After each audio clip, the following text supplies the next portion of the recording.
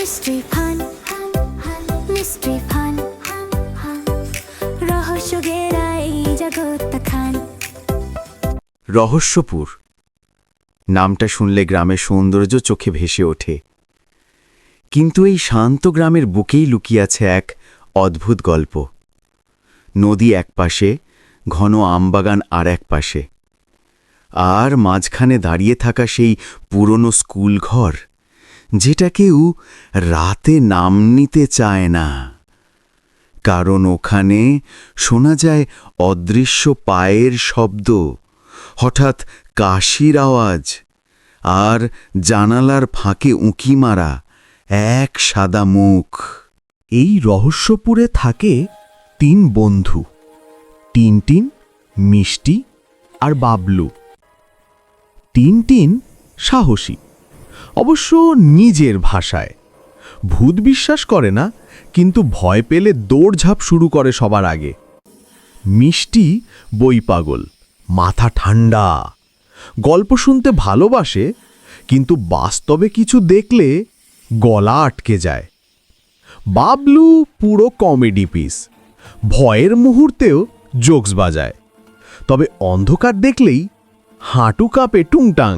একদিন স্কুল ছুটির পর তারা 3 জন মাঠে বসে গল্প করছিল। হঠাৎ বাবলু বলল, এই যে শোন, তোরা জানিস আমাদের পুরনো স্কুলটা কেন বন্ধ? ওই যে ছাদ ভেঙে পড়বে তাই? না রে, আমার দাদু বলেছে ওখানে নাকি এক টিচারের আত্মা আটকে আছে।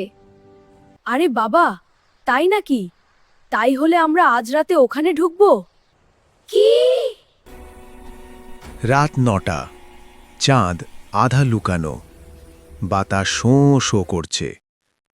3 জন টর্চ, পুরনো ক্যামেরা আর বিস্কুট নিয়ে বেরিয়ে পড়ল।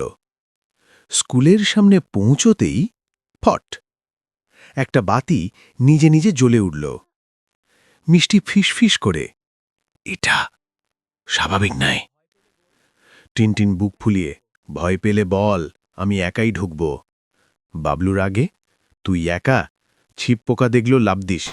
দরজাটা কি করে খুলে গেল।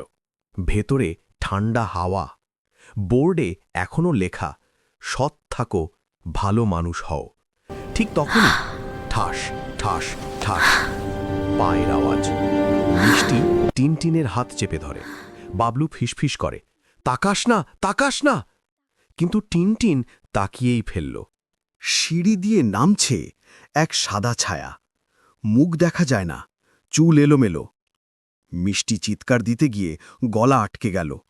হঠাৎ ছায়াটা বলল, আমার বইটা খুঁজে দাও।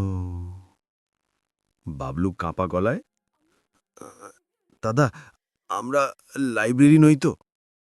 ঠিক তখনই মিষ্টি দেখে একটা পুরনো রেজিস্টার, পাতাগুলো নিজে নিজেই উল্টাতে থাকে।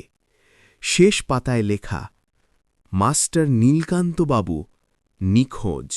ছায়াটা বলল, আমার সঙ্গে যা হয়েছিল জানতেই হবে।